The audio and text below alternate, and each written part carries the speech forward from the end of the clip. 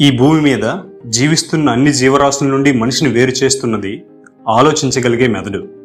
చాలా కాలం వరకు మనిషి కూడా జంతువుల్లా 4 కాళ్ళతో అంటే చేతుల్ని కూడా నడవడానికి ఉపయోగించేవాడు.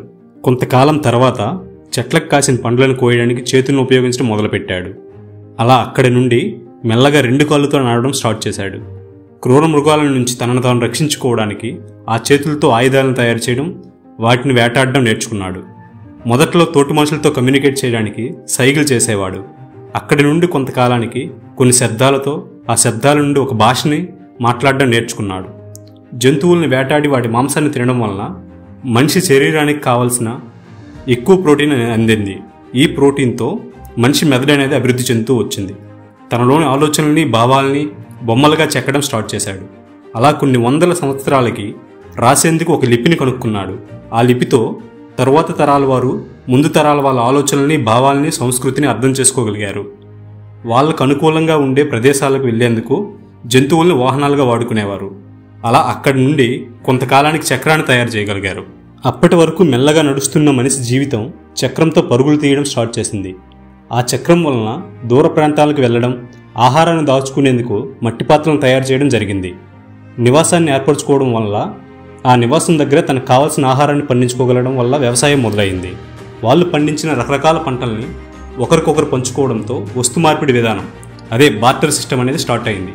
వస్తు మార్పిడి విధానంలో కొన్ని రకాల ఇబ్బందులు గమనించి డబ్బు అనే ఒక మీడియంను కనుక్కున్నారు. దానితో వ్యాపారం మొదలైంది. ఈ వ్యాపారం మొదలయ్యాక మనుషుల్లో 2 వర్గాలు చీలిపోయాయి. ఒకటి శ్రామికులు, 2 వ్యాపారులు. శ్రామికులు వారి శారీరక శ్రమని ఎక్కువగా నమ్ముకుంటే వ్యాపారులు వారి బ్రెయిన్ని నమ్ముకోవడం స్టార్ట్ చేశారు. ఇలా మనిషి ఆ రోజు కనీస అవసరాలను తీర్చుకునే స్థాయి నుండి నేడు రేపటి కోసం ఆలోచించే స్థాయి వరకు చేరుకున్నాడు. ఇలా మనుషులు ఒక గుంపులుగా ఏర్పడడం స్టార్ట్ చేశారు. ఈ గుంపుల వల్ల కుటుంబ వ్యవస్థ అనేది స్టార్ట్ అయింది.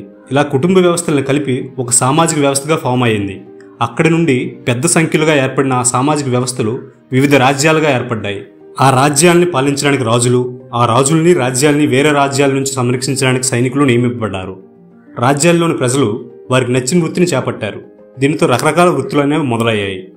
వారి వృత్తిని బట్టి కులాలు అనేవి వచ్చాయి. రాజుని ఆ రాజ్యంలోని ప్రజల్ని ఎంటర్టైన్ చేయడం కోసం కళలు అనేవి పుట్టేవి. కళలలో మ్యూజిక్, పెయింటింగ్, డ్యాన్స్, వీధి నాటకాలు, బుర్ర కథలు, ఒగ్గు కథలు ఇలాంటి వాటితో మనుషుల్ని ఎడ్యుకేట్ చేసేవారు కూడా. దీనివల్ల మనుషుల్లో క్రియేటివిటీ అనేది పెరిగింది. ఆది మానవుడుగా మొదలైన ఈ మనిషి జీవితం ఆధునిక మానవుడిగా మారే క్రమంలో ఈ క్రియేటివిటీ అనేది ప్రముఖ పాత్ర వహించింది. This creativity comes from imagination.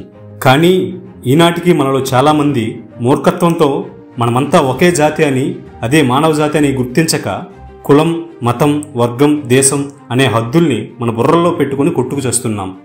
ఈరోజు అంతర్జాతీయ మానవ హక్కుల దినోత్సవం సందర్భంగా మనుషులుగా మన ప్రయాణం ఎలా మొదలైందో, ఎటు వెళ్తుందో ఒక్కసారి గుర్తు చేయాలనిపించి ఈ వీడియో చేశాను. ఓకే ఫ్రెండ్స్, మీకు ఈ వీడియో నచ్చినట్లయితే లైక్ చేయండి. ఈ కంటెంట్ మీద మీ ఒపీనియన్ ఏంటో కామెంట్ బాక్స్లో కామెంట్ చేయండి. అలాగే మీ ఫ్రెండ్స్ అండ్ ఫ్యామిలీ మెంబర్స్కి ఈ వీడియోను షేర్ చేయండి. అంతకంటే ముందు మన ఛానల్ని సబ్స్క్రైబ్ చేసుకోండి. Stay tune and be happy. జై హింద్.